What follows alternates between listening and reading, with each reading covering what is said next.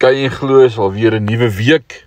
Ons begin vanmôre met Psalm 114. Ons werk deur die psalms een vir een. Ek is Rinus van Sandwyk van Sion in Parys.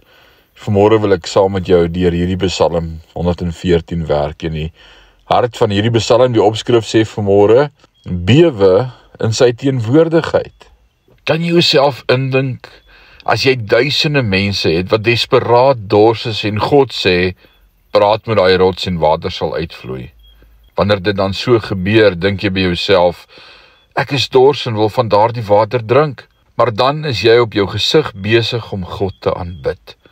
Jy bewe, want die God wat water uit die rots kan laat vloei, is die een wat jou lewe in stand hou.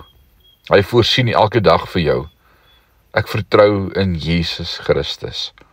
Dieselfde God wat in die Ou Testament ook aan sy volk voorsien het, is die een wat vandag nog sy hand oor jou hou. As jy nog nooit jou geloof in Jesus Christus gesit het nie, bid ek dat jy dit vandag nog sal doen. Hy is die een wat red en sy lewende water in jou hart sal laat vloei.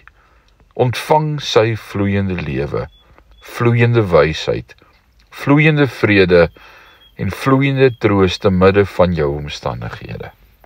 So die Psalm sê vanmôre vir my en vir jou: U is die lewende water. Kan ons vanmôre saam bid? Ewige God en Hemelse Vader, wat 'n heerlike voorreg om vanmôre opnuut te leer dat U ook die lewende water is, wat ons dorsiele kom benat met U teenwoordigheid. Dankie dat U vrede bring in ons gemoed. Dankie dat U die lewende water is. In my gebed is U vandag daardie lewende water in elkeen van ons se dors siele kom uitstort opnuut deur die Heilige Gees.